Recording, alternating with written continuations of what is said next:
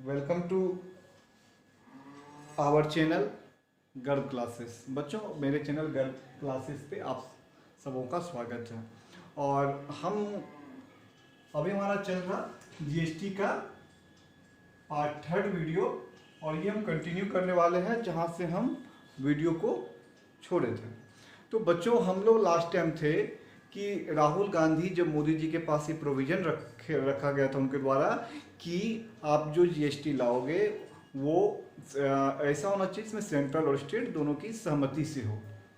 तो हमने बताया था कि मोदी जी उनको सर जेटली जी से बात किए, और उनके बाद उनके पास प्रोविज़न रखा, ठीक है आपके अनुसार ही हम जीएसटी लाएंगे जिसमें स्टेट और सेंट्रल दोनों मिल के लाएंगे। तो दोनों मिल के लाने का मतलब है कि वो लिस्ट 3 से लाएंगे जिसमें दोनों की सहभागिता होगी, दोनों की हिस्सेदारी होगी, दोनों की आपस में सामंजस्य होगा। तो ये बात राहुल गांधी जाके अपनी मम्मी को बताते हैं कि मम्मी, आपने जैसा कहा था कि मैंने मोदी जी के सामने प्रोविज़न रखा कि जीएसटी जो आप लाओगे वो सेंट्रल और स्टेट दोनों की आपस में सामंजस्य हो, तभी आप जीएसटी ला सकते हैं। और ये मेरी बात ये उन्होंने मान लिया है, वो लिस्ट 3 से जीएसटी लाने को तैयार है। तो मम्मी बताती है, बेटा तूने कभी कॉन्स्टिट्यूशन पढ़ा कि नहीं पढ़ा? तूने कभी आर्टिकल पढ़े कि नहीं पढ़े? कभी आर्टिकल 255 पढ़ा है तूने? आर्टिकल 255 बोलता है कि अगर स्टेट और सेंट्रल के बीच में कॉन्फ्लिक्ट हुआ, पार्लियामेंट और स्टेट असेंबली के बीच में कॉन्फ्लिक्ट हुआ, तो वैसी कंडीशन में प्रिविल पार्लियामेंट करेगी। फिर क्या होगा? फिर भी तो जीत सेंट्रल की हो गई, फिर तो उन्हीं की मनमानी चलेगी। तो राहुल गांधी बोले कि नहीं, ये बात तो मुझे पता नहीं था। वो फिर से मोदी जी के पास गए, बोले मोदी जी आपने मेरे साथ चीटिंग की है। आपने कहा कि लिस्ट 3 से लाएंगे जिसमें स्टेट और सेंट्रल दोनों का सामंजस्य होगा, लेकिन दोनों के बीच अगर कॉन्फ्लिक्ट हुआ तो फिर वैसी कंडीशन में प्रिविल तो पार्लियामेंट ही करेगी। तो फिर स्टेट तो फिर से असहाय रह गया, फिर आपकी जोर जबरदस्ती चलेगी। ये नहीं चलेगा। आप जीएसटी किसी और तरीके से लाने की सोचो, फिर भी तभी इंडिया में जीएसटी आ सकता है। उन्होंने फिर जेटली जी से बात की, और उसके बाद मेरे प्यारे बच्चों एक नया बिल लाया गया पार्लियामेंट में। जी बच्चों, उस बिल का नाम था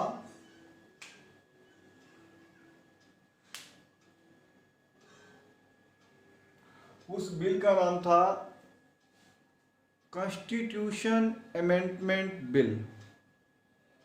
क्या था बच्चों? Constitution amendment bill. इसको शॉर्ट में क्या लिखते हैं? अब आप लोग इसको सिटीजन अमेंडमेंट बिल मत समझ जाना बच्चों।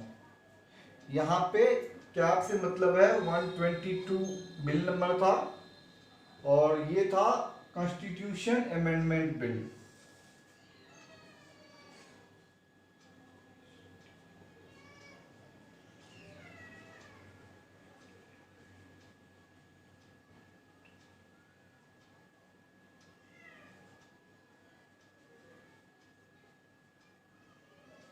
तो पता है कि किसी भी एक्ट को पास कराने के लिए उसका बिल लाना पड़ता है।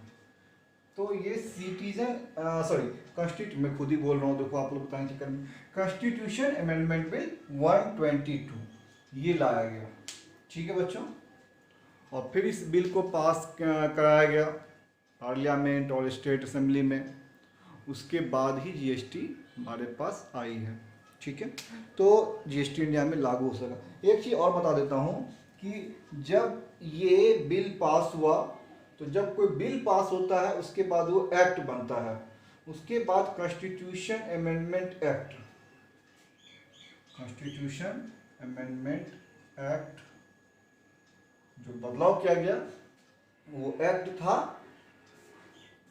101, और इसका effected date, ED, effected date जिस दिन जिस दिन कॉन्स्टिट्यूशन अमेंडमेंट एक्ट बना, बिल पास होने के बाद, वो डेट प्यारे बच्चों था आपको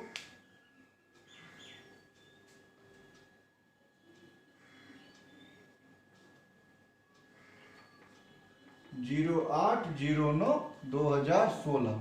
ठीक है, इस दिन बच्चों जीएसटी से कुछ मत समझना, जीएसटी से कुछ मत समझना। उस दिन जो कैब लाया गया था, कॉन्स्टिट्यूशन अमेंडमेंट बिल, वो कॉन्स्टिट्यूशन अमेंडमेंट एक्ट 101 बना, और जिस दिन ये एक्ट बना वो डेट था 8/9/2016। अब आपको जनरल कमीशन में क्वेश्चन पूछ देगा कि सिटीजन अमेंडमेंट एक्ट किस दिवस को पास हुआ था, किस दिन पास हुआ था, या उसका तारीख क्या था, तो 8/9/2016 था। सिटीजन अमेंडमेंट एक्ट का एक्ट नंबर क्या है, 101। ठीक है बच्चों, इसमें एक इंपॉर्टेंट बच्चों आर्टिकल और है जो छूट रहा, मैं सोच रहा हूं उसको भी कवर कर दूं। 254 तक हमारा क्लियर था, ये आपको थोड़ी जानकारी दे दी।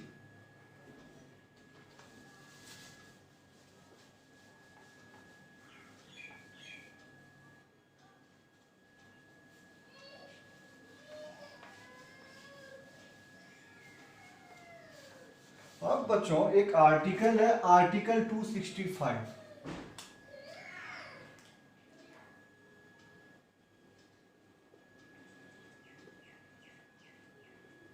आर्टिकल 265 कलर की जरूरत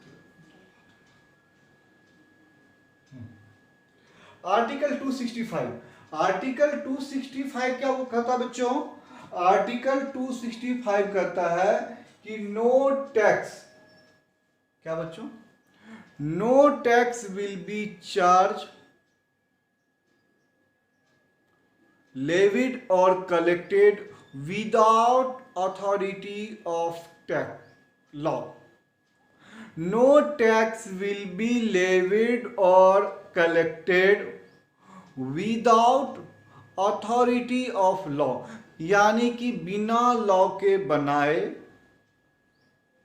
बिना लॉ के बनाए कोई भी टैक्स ना तो किसी पे लागू हो सकता है और ना ही किसी से कलेक्ट किया जा सकता है। कोई दिक्कत, फिर से एक बार बोल दे रहा हूं कि no tax will be levied, no tax will levied और collected without authority of law, बिना कानून के बनाए कोई भी टैक्स ना तो कलेक्ट किया जा सकता है और ना ही किसी पे लगाया जा सकता है।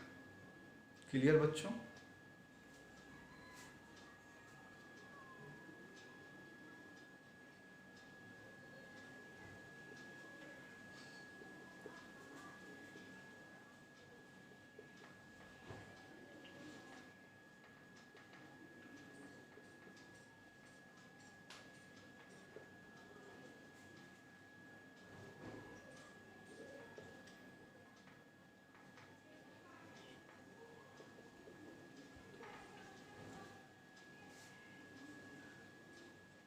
नो टैक्स विल लेविड और collected without authority of law. ठीक है बच्चों, अब इसका मतलब और क्लियर करते हैं। मैंने पिछले क्लास में भी आपको ये चीज बता चुका हूं, एक बार फिर से क्लियर कर देता हूं। लेविड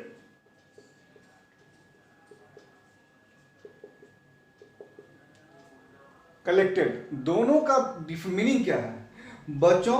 लेविड मतलब होता है कि टैक्स का लग जाना, लेविड का मतलब होता है टैक्स का लग जाना, और कलेक्टेड का मीनिंग होता है टैक्स का लगना और फिर उसका कलेक्ट हो जाना। इसका मतलब ये हुआ कि टैक्स का लग जाना।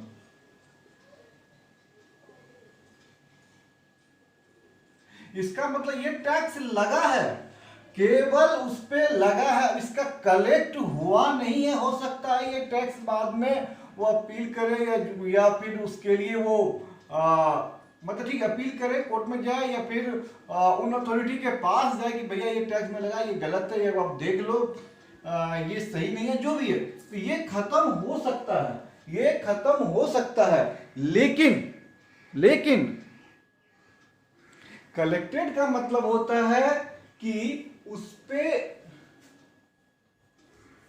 टैक्स का लगना और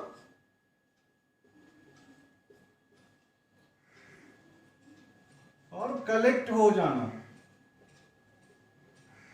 ठीक है बच्चों?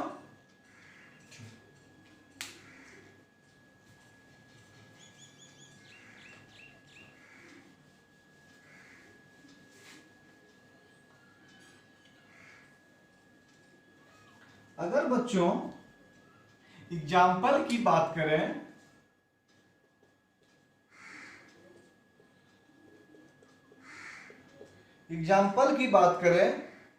तो जैसे कि आपने सुना होगा कि income tax act 1961, income tax act 1961, आपने सुना होगा कस्टम एक्ट 1962।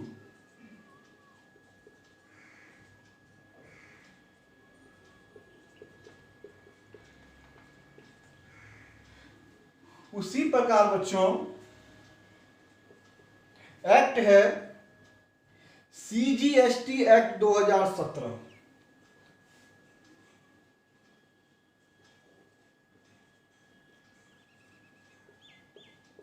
ये एक एक्ट हो गया।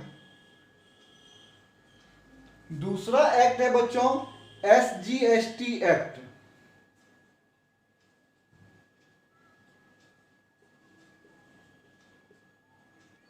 और बच्चों SGST एक्ट जो है बच्चों, ये टोटल 31 है। ये एक है और ये 31 है। अच्छा 31 क्यों? तो बच्चों जैसे बताया था मैंने आपको कि 28 स्टेट है और 3 जो यूनियन टेरिटरी है, उसके 3 स्टेट को भी जो विद लेजिस्लेटिव है, जिसका अपना कानून है, उनको भी जीएसटी ने स्टेट की ही कैटेगरी में रखा था, जो कि आपको दिल्ली, ठीक है, और आपको जम्मू एंड कश्मीर, और तीसरा आपको आता है पंडिचेरी। ठीक है, तो इसीलिए 28 और प्लस 3 31 जीएसटी टोटल 31 स्टेट को लेके चलती है। इसीलिए जीएसटी में टोटल 31 स्टेट है, इसीलिए, और एसजीएसटी आपको स्टेट लेवल का टैक्स है, इसीलिए एसजीएसटी में टोटल 31 एक्ट है। ठीक है बच्चों,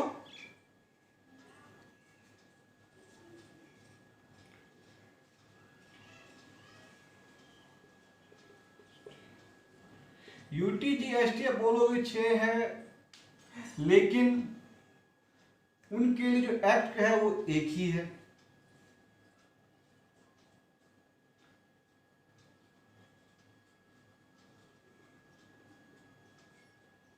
अब है आईजीएसटी एक्ट 2017।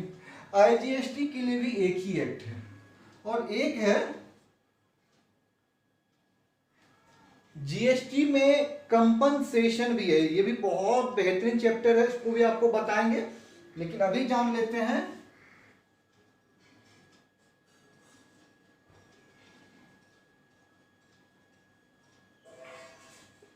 जीएसटी में कंपनसेशन, इसका भी एक एक्ट है। यानी टोटल बात करें तो 1, 31, 32, 33, 34, 35, टोटल 35 एक्ट हैं, जो हमें सीजीएसटी, एसजीएसटी, यूटीजीएसटी, आईजीएसटी और जीएसटी कंपनसेशन को जानने के लिए हमें पढ़ना पड़ेगा। ठीक है बच्चों, तो ये टोटल 35 एक्ट बनाए गए हैं 265 को और क्लियर करने के लिए। क्यों? जब तो पहले ही कहा कि जो भी टैक्स बने हैं इसको कलेक्ट करने के लिए कानून चाहिए। तो SGST act 2017, CGST act 2017, UTGST act 2017, IGST act 2017, GST compensation act, ये सारे एक्ट बनाए गए ताकि ये टैक्स को कलेक्ट किया जाए। ठीक है बच्चों, समझ गए? आप लोग उतारना चाहे या लिखना चाहे तो लिख लीजिए इसको।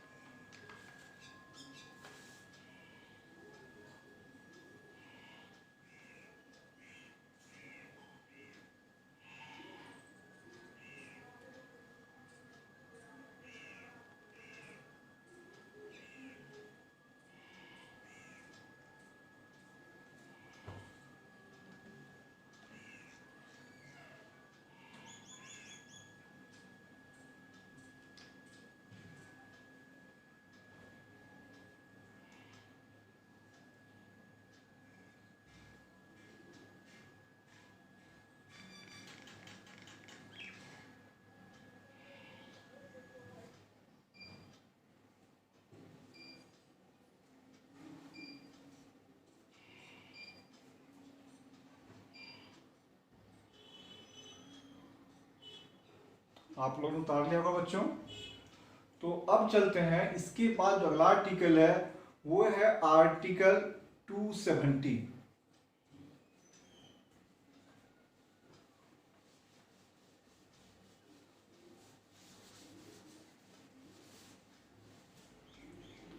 Article 270 distribution of tax between union and states.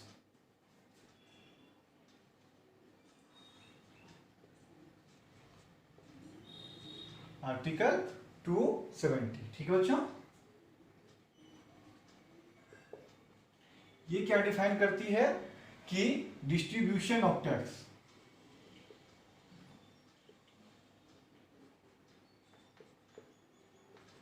Distribution of tax between union and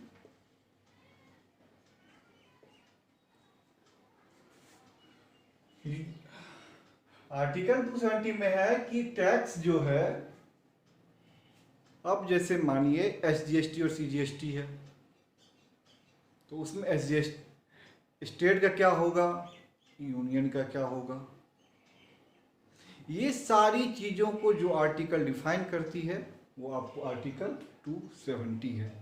टैक्सों का यूनियन के बीच में और स्टेट के बीच में जो डिस्ट्रीब्यूशन होगा उसकी सारी डिटेल आर्टिकल 270 में कवर होता है। इसके बाद बच्चों एक आर्टिकल और बच जाता है, ये सारे ओल्ड आर्टिकल है जो पहले ही आए हुए थे जीएसटी में, जब जीएसटी लाने की बात स्टार्टिंग में ही चल रही थी।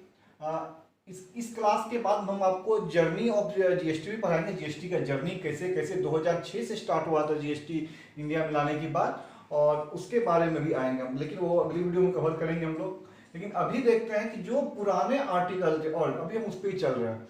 तो अगली आर्टिकल है आर्टिकल 271 जो कि कहता है कि पावर टू लेवी सेस और सरचार्ज बाय पार्लियामेंट। क्या है बच्चों article 271?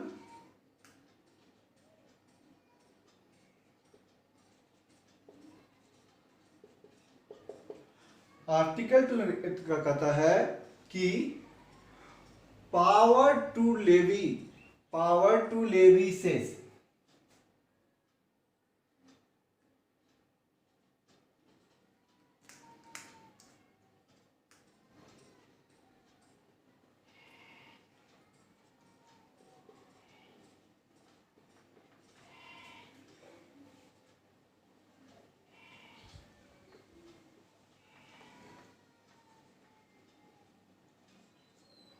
Power to levy cess और सरचार्ज बाय पार्लियामेंट।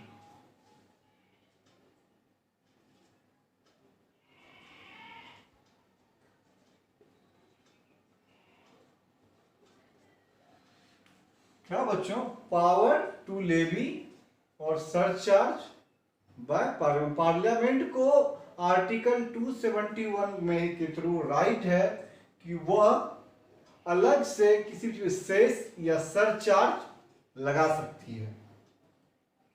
वैसे बच्चों कुछ जगह पे स्टेट को भी ये राइट होती है कि वो अपनी जीएसटी में अलग से कोई सरचार्ज जोड़ सके। एक सरचार्ज अभी हाल में ही आया था, शायद आप लोग जानते होंगे कि केरला फ्लड करके, केरला में जब बाढ़ आई थी तो वहाँ के गवर्नमेंट ने उस बाढ़ से उबरने के लिए बाढ़ राहत कोष के थ्रू अपने आम जनता के हेल्प के लिए उन्होंने जीएसटी के अलावे एक अलग से सरचार्ज लगाया था, जो था केरला फ्लड करके। तो केरला फ्लड के नाम पे अलग से सरचार्ज लगाया गया था। ऐसी अलग अलग कई स्टेट है जो कभी कभार किसी इमरजेंसी समय में या फिर जब उनका राज्य में ये कह सकते हैं कि उनका खजाना कम हो जाता है, तो वैसी कंडीशन में फिर उसकी भरपाई के लिए कंडीशन देखते हुए वो सरचार्ज या सेस अलग से लगाते हैं। ठीक बच्चों, तो ये जो भी आर्टिकल हमने बताया ये सारे ओल्ड आर्टिकल थे, और अब आएगी नई आर्टिकल जो कि पहली आर्टिकल है 246A, जो मैंने बताया था कि उसी आर्टिकल से जीएसटी आया था। ठीक है, तो अब थोड़ा सा जीएसटी आने की कहानी देख लेते हैं। Article 246A।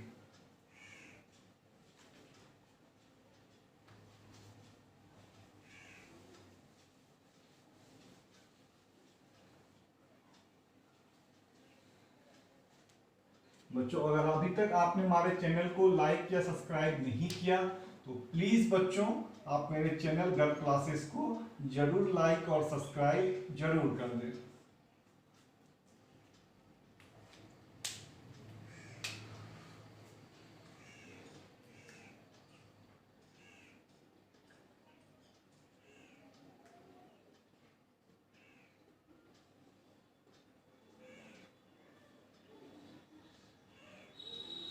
Article 246A, a special provision with respect to GST।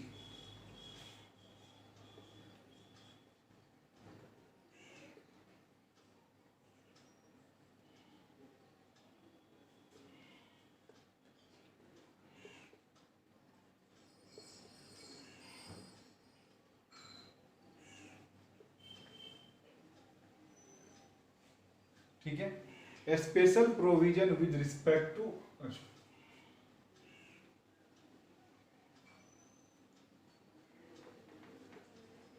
Special provision with respect to GST. ये आप समझ लो कि इस आर्टिकल की लाने की कहानी बहुत ही बेहतरीन है, बहुत ज़्यादा चीज़ को डिफाइन किया गया है, वो हम आपको बताएंगे कि ये जो है स्पेशल प्रोविजन क्यों लाना पड़ा जीएसटी के लिए। तो बच्चों देखते हैं इसकी डिटेलिंग क्या है। तो बच्चों कैसे जन्म हुआ आर्टिकल 246 का, ये डिटेल जानेंगे इस वीडियो में। बच्चों जीएसटी को लाने के लिए, और जब विपक्ष ने क्लियर कर दिया कि हम लिस्ट 3 जीएसटी नहीं लाने वाले हैं, इस बात को तो आप समझ लो, आप नए आर्टिकल इसके लिए लॉ या जो भी नए प्रोविजन लॉ उसके लिए करो। तो उसके बाद जीएसटी को नए आर्टिकल देने के लिए कॉन्स्टिट्यूशन को अमेंड करना जरूरी था। उसके लिए कॉन्स्टिट्यूशन अमेंडमेंट बिल लाया गया। 122 कॉन्स्टिट्यूशन अमेंडमेंट बिल 122 लाया गया। और ये जो बिल है ये पार्लियामेंट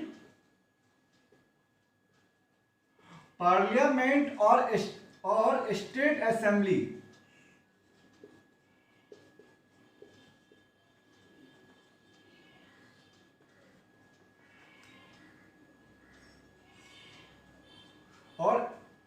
असेंबली दोनों जगह पे पास हुआ।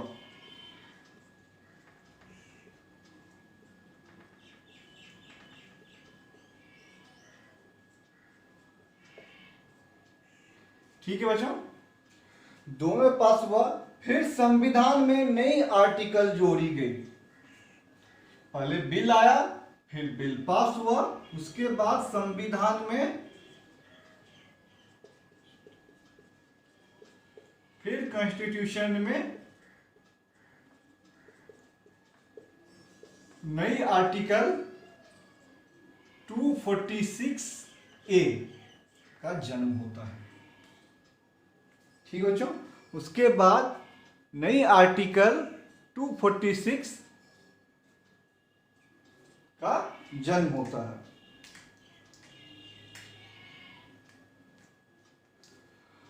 अब बच्चों क्यों लाना पड़ा जीएसटी को? आखिर हमारे जो पुराने इनडायरेक्ट टैक्स थे उसमें क्या खामियां थी? पुराने इनडायरेक्ट टैक्स में क्या दिक्कतें थी? ऐसे क्या शॉर्टफॉल थे जिसके कारण हमें जीएसटी लाना पड़ा? तो पहले बच्चों डिस्कस ये कर लेते हैं कि पुराने इनडायरेक्ट टैक्स में क्या दिक्कतें थी, क्या प्रॉब्लम था। क्योंकि जब तक उसको नहीं क्लियर कर पाएंगे तब तक जीएसटी लाए क्यों, तब तक जीएसटी का नया जन्म, जब जीएसटी का जन्म हुआ क्यों, इस बात को जानना बहुत जरूरी है। तो बच्चों आगे हम अभी जानेंगे कि जीएसटी को क्यों लाया गया, क्यों इस जीएसटी लाने का इंडिया में जरूरी था। देखते हैं बच्चों।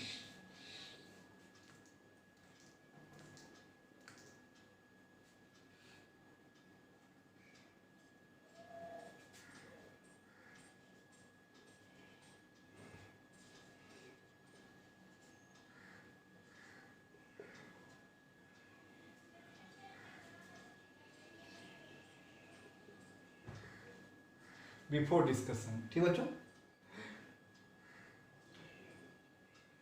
किस चीज का discussion?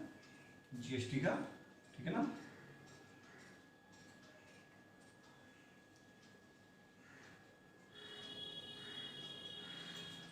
Before GST discussion, first we will have to find out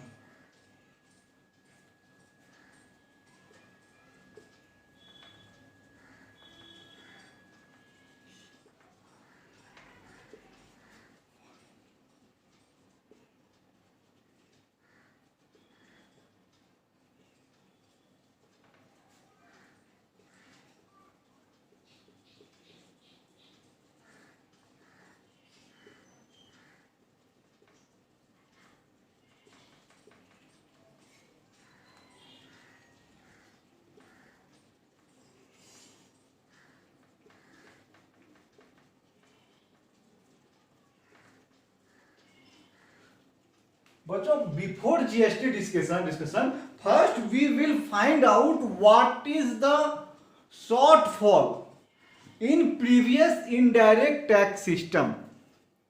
मतलब हमें तो पहले ये जानना होगा कि हमारे जो पुराने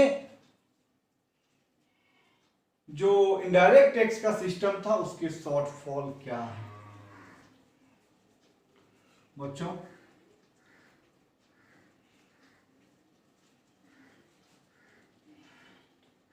आप इनको उतारने से उतार लीजिए, फिर हम बताते हैं इनके शॉर्टफॉल क्या है।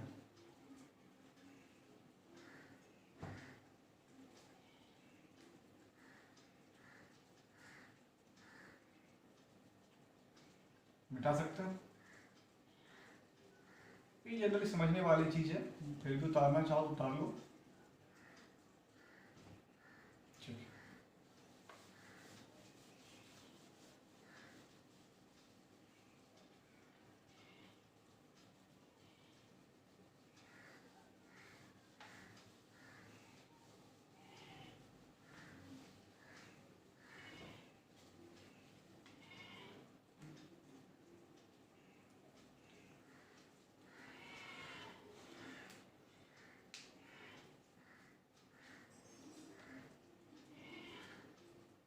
मुझे कोई दिक्कत नहीं, आज इनके टपा दूंगा कुछ देर बाद इसमें।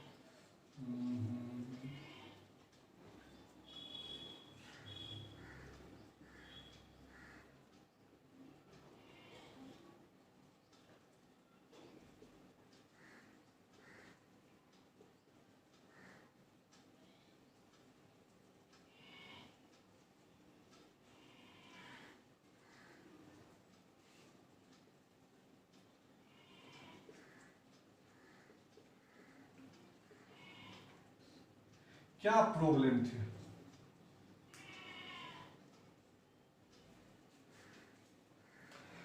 Multiple tax. क्या था बच्चों? Multiple tax.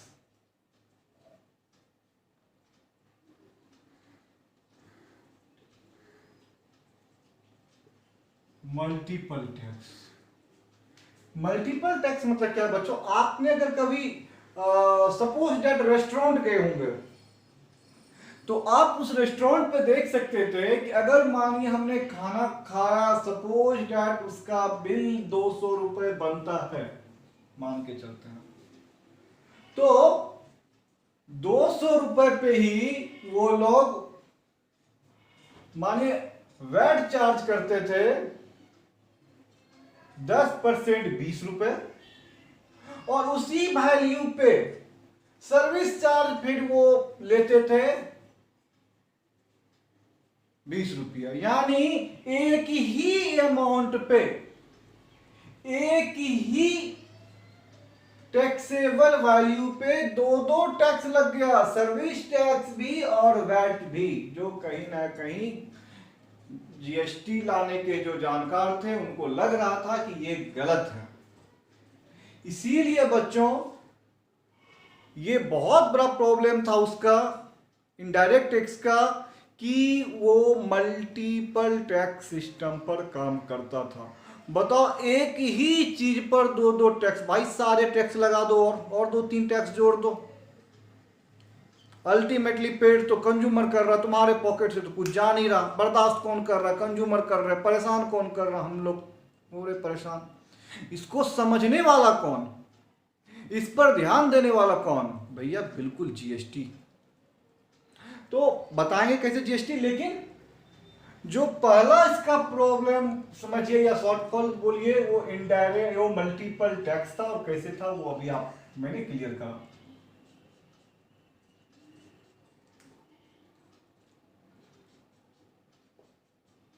दूसरा जो है बच्चों वो है multiple taxable event.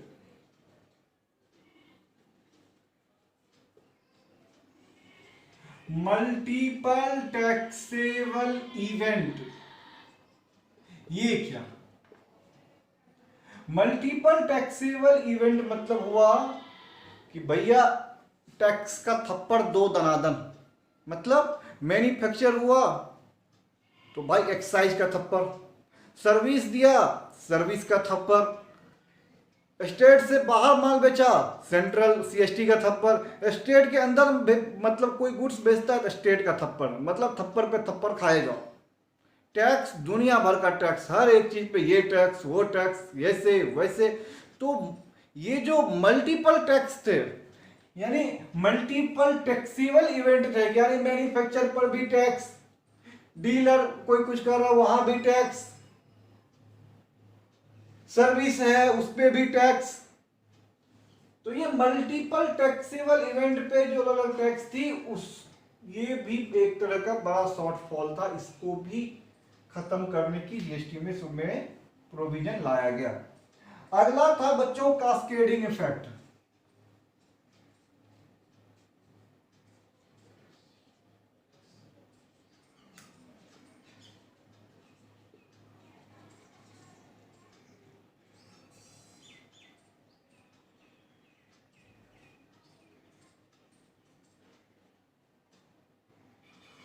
Cascading effect. Cascading effect बच्चों, कास्केडिंग इफेक्ट क्या है, जो समझना इस चीज को। मानो ये बनाने वाली कंपनी, कोई मैन्युफैक्चरर है, कच्चा माल खरीदा मानो 10 रुपए का, उस पे 1 रुपए का प्रॉफिट जोड़ा, 1 रुपए का टैक्स दिया, 12 रुपए। अब ये 12 रुपए में पहुंचा मैन्युफैक्चरर से डिस्ट्रीब्यूटर के पास में, वह 12 रुपए को टोटल अपना खर्चा मान लिया, जबकि इसमें 1 रुपए का टैक्स गया हुआ है। अब वो उस 12 रुपए में 1 रुपए अपना प्रॉफिट जोड़ा, 1 रुपए वो फिर टैक्स अमाउंट जोड़ दिया, और इसकी कीमत हो गई 14 रुपए। 14 रुपए में ये बेच दिया रिटेलर को। अब ये जो 14 है, इसमें 1 रुपए डबल लेवल पर, मैन्युफैक्चर के लेवल पर भी और डिस्ट्रीब्यूटर के एंड पर भी 1 रुपए का टैक्स लग चुका है इसमें, जो 14 रुपए में ये डीलर के पास या रिटेलर के पास आया है। अब रिटेलर इस 14 रुपए को, जिसमें कि 2 रुपए टैक्स के हैं, लेकिन उस 14 रुपए को भी खर्चा मान लिया। अब इसमें मानिए वो 2 रुपए अपना प्रॉफिट जोड़ा, 2 रुपए का मानिए टैक्स लगा दिया, यानी 14 4 18 रुपए में अब ये पेन वो किसी कंज्यूमर को बेच देता है। कंज्यूमर 18 रुपए पेमेंट किया, यानी 1 रुपए का टैक्स वो मैन्युफैक्चर एंड पर भी वो पेड कर रहा, 1 रुपए का टैक्स फिर से वो डिस्ट्रीब्यूटर एंड का भी पेड कर रहा, और 1 रुपए फिर वो रिटेलर एंड का भी पेड कर रहा। मतलब मैन्युफैक्चर से जब माल बन के डिस्ट्रीब्यूटर पे आया तो उसमें 1 रुपए का टैक्स ऑलरेडी जुड़ा हुआ था, लेकिन वो अगले पॉइंट पे खर्चा बन जाता था। तो कहीं ना कहीं जो 12 रुपए में डिस्ट्रीब्यूटर के पास में वो आइटम आया है, तो उसमें 1 रुपए का वो टैक्स लगा हुआ है। यानी अब जो 12 रुपए पे जो फिर टैक्स लग रहा, तो वो टैक्स के ऊपर में फिर टैक्स लग रहा है ना, वो टैक्स के ऊपर में फिर से टैक्स लग रहा। तो टैक्स के ऊपर टैक्स का लगना ही उसको अकाउंटिंग में एक टेक्निकल नाम दिया गया है, जिसको बोलते हैं कास्केडिंग इफेक्ट। बच्चों, कास्केडिंग इफेक्ट के लिए छोटा सा मैं आपको ये दिखाता हूं कि मानिए एक माल बनाती है 100 रुपए का, मानिए 10% लेके चलते हैं, 10% वो प्रॉफिट जोड़ती है, और फिर इसका 10% टैक्स लगता है, ठीक है, यानी 120 रुपए। अब बी जो कि डिस्ट्रीब्यूटर है, उसके पास में 120 रुपए का ये आइटम पहुंचा, उसने इस पे 10% अपनी प्रॉफिट ऐड की 20 रुपए, और माफ कीजिएगा 12 रुपए, और 10 रुपए का मानिए टैक्स ये जोड़ दिया। अब ये कितना हो गया 24, 100, ये हो गया 144।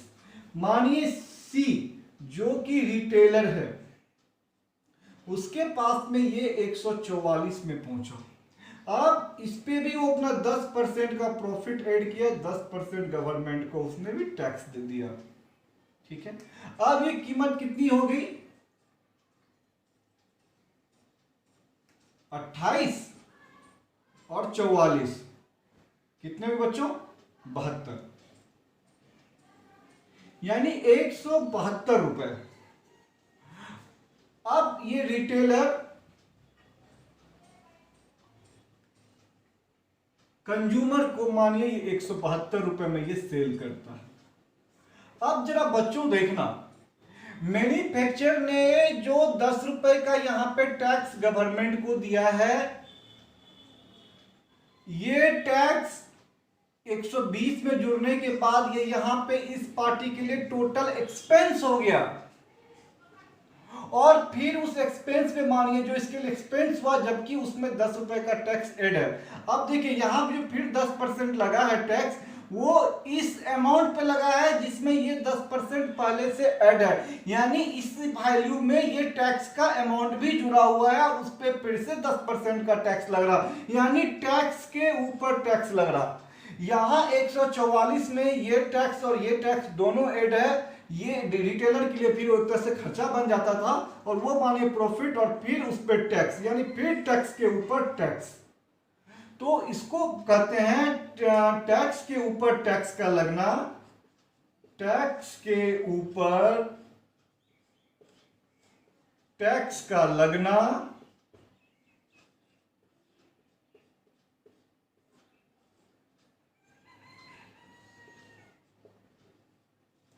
कास्केडिंग इफेक्ट कहलाता है।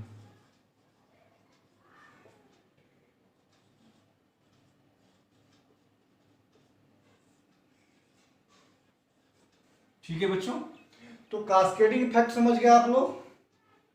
अब है डबल टैक्सेशन।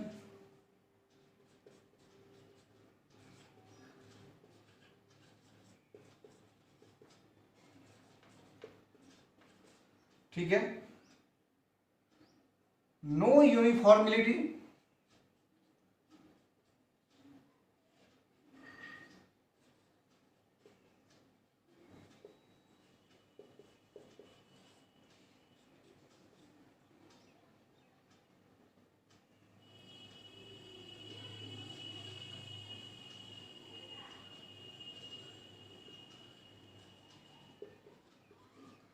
क्लासिफिकेशन इशू,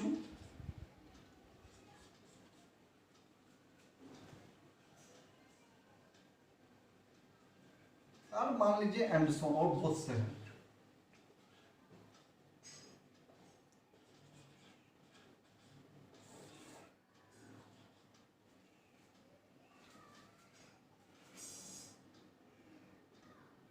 बच्चों, अब जब हम अपनी अगली वीडियो लाएंगे पार्ट थर्ड, उस पर चर्चा करेंगे हम डबल टैक्सेशन पे, नो यूनिफॉर्मिलिटी पे, क्लासिफिकेशन पे एंड शो ऑन पे। और इसके बाद हम लोग फिर चलेंगे कि इसके बाद पिक्चर आफ्टर जीएसटी लॉ के बाद क्या हुआ। जब जीएसटी आ गई तो उसके बाद लॉ में क्या चेंजेज हुए, क्या क्या पॉजिटिविटी जीएसटी लेके आई, कैसे इसको खत्म किए, इन शॉर्टफॉल को जीएसटी में कैसे खत्म किया गया है, इन डिटेलों पे हम चर्चा करेंगे अपनी अगली वीडियो में। तो बच्चों, यदि आपको हमारा वीडियो समझ में आ रहा है तो आप वो भी कमेंट में करें। अगर कोई टॉपिक ऐसा हो या जिसे मैं सही से आपको क्लियर नहीं करवा पा रहा, तो आप मुझे वो भी सजेस्ट करें कि सर आप इस चीज़ को क्लियर नहीं कर पा रहे हैं, आप इस चीज़ को थोड़ा और ढंग से इस तरीके से क्लियर करें, या फिर मैं इसको इस तरीके से समझ नहीं पा रहा हूँ तो आप मुझे इसको इस तरीके से समझाएं, या इस पर और डिटेलिंग आप एक वीडियो लेके आओ। तो बच्चों, मैं उस पर बिल्कुल क्लियर डिटेल आपके सजेशन के अनुसार मैं उस पर नई वीडियो लेके आऊँगा, जिसमें आपको कोशिश करूँगा कि और ज़्यादा से मैं क्लियर करा सकूँ। तो बच्चों, मैंने बता दिया कि अब इसके बाद जो हमारा पार्ट 4 वीडियो आएगा उसमें मैं क्या लेके आ रहा हूँ। और अभी तो जीएसटी केवल स्टार्टिंग दौर में ही है, बहुत से क्लासेस इसके चलने बाकी है। आप उस अपकमिंग क्लासेस के लिए भी हमारे चैनल के बेल आइकॉन को ज़रूर प्रेस करना। और बच्चों, आपसे निवेदन है कि आप गर्व क्लास चैनल के बारे में अपने दोस्तों को भी रेफरेंस दीजिए, जो टैक्स के प्रैक्टिस कर रहे हैं उन्हें भी बताइए, या जो जीएसटी जानने के इच्छुक है उनको बताइए, जो बिजनेसमैन है उसको भी आप इसके बारे में बता सकते हैं।